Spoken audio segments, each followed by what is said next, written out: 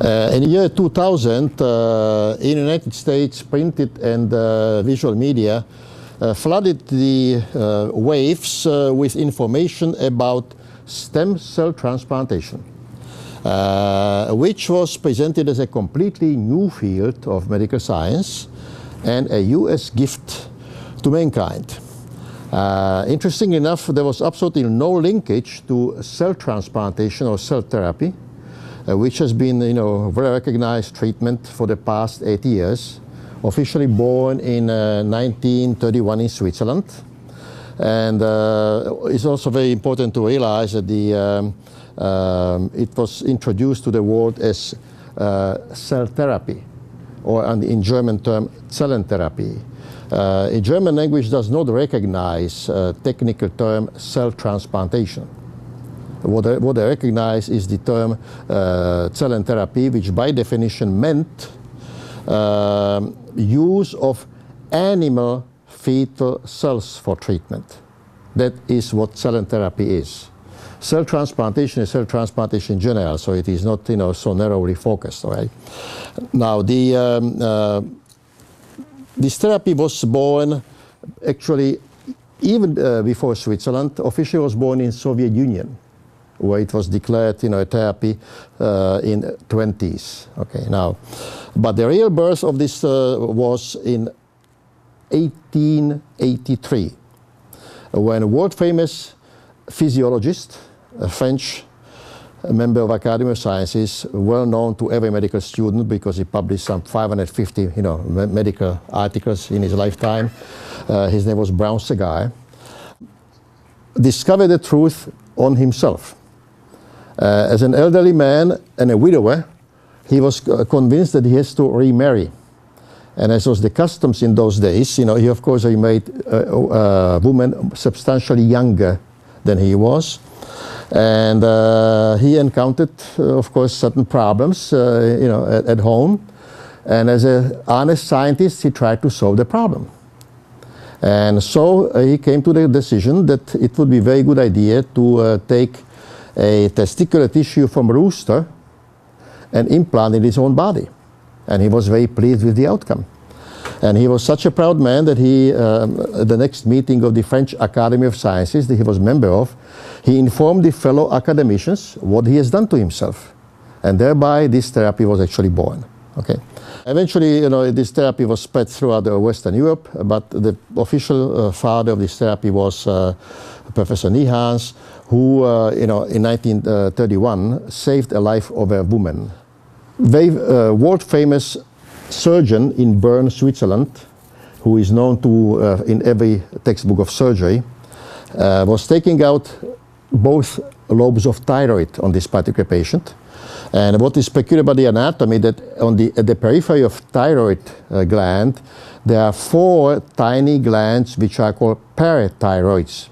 Now these tiny glands are responsible for handling metabolism of calcium and phosphorus in the body. Without those tiny glands, you cannot live, because you will die as a result of fall of the calcium level, and a condition of tetany develops and eventually choke to death. So when Professor Nihans was informed that this professor is trying to get a hold of him to save the woman's life, he stopped by on his way to the hospital in the slaughterhouse and collected several of the parathyroids from a calf of the cattle, and brought it to the hospital. But he recognized in the operating room that the woman is dying, that she's not going to make it through his preparation, even for the most minor surgery to implant these glands. So he quickly put it on the table, took a knife and chopped it up like an onion, loaded it into the syringe and injected it. And he was expecting that the only thing he will accomplish to buy 2-3 days, because there is some hormone, parathyroid hormone in that onionized gland. And to his great surprise, the woman lived happily for 21 years. So then the idea of implanting these cells by injection was born. And that is what cell therapy is all about. Zellentherapie or cell transplantation by the old concept, Cell transplantation became very popular in Europe and was documented in thousands of medical articles, Regretfully for the situation in the United States and the Anglophone world, this was all published in German and Russian. Okay, and amazingly enough, and for reasons completely unknown, U.S. government banned cell therapy in 1956. Nobody knows why. There is some story behind it, but which allegedly caused this, but is not really proven. The truth of the matter is, if you go to any library of any U.S. medical school, and you will look for certain 5 top German medical journals that routinely have been used in Germany to publish articles about cell therapy, you will find that all the issues until 1956 are there, nothing after 1956. Likewise, you will not find any textbook in German language, a medical textbook dealing with cell therapy. Now, the fact that there are nothing in the Russian language, that is nothing surprising, because, Soviet Union was the mortal enemy of this country, so one can logically, explain it. But why from Germany? That truly is art. Anyway, then in year 2000, suddenly stem cell transplantation, was born in the United States. Very shortly thereafter, publications appeared, you see.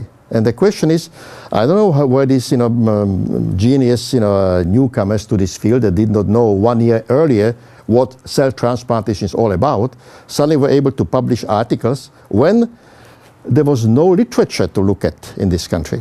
In other words, and unless you had a direct connection to Germany or to Soviet Union and could actually start to cooperate with people there, suddenly there were articles published here which, frankly speaking, were so full of nonsense that this became a laughing stock, of the U.S. medicine in Europe, because everybody that knows something about it, if you read an article written by somebody that knows nothing about anything, you see, then naturally you will recognize it after reading the first 2 sentences that you are talking about article written by a dilettante, and that is what exactly happened here. But up until now, the situation is such that that the world is flooded by the articles from the United States, written by this kind of experts, and believe me, they are coming from big places, starting with Harvard, and on down. And but at the same time, they are totally confusing, you see. And one of the what is very interesting, in all of these publications that you find from the United States, you will not find among references a single publication from Germany or Soviet Union. See, not a single one. Now, you see, in medicine it is like that. In medicine, the previous generation discovers something. The next generation comes in, it will build on what was discovered before. And then it goes on and on and on and on, you see. Anatomy is not started every 20 years, you see. What we know about anatomy was, started sometimes in the 15th century, and building on, the first textbook and so on and so forth. And the same applies to any field of medicine. You just cannot, start, this is not like, building up a, brand new computer, or some genius coming in and creating Apple, computer or anything of that sort. But, human body is not changing that fast, you see. So you cannot really say that this is something brand new, because there is never anything completely new in medicine, okay?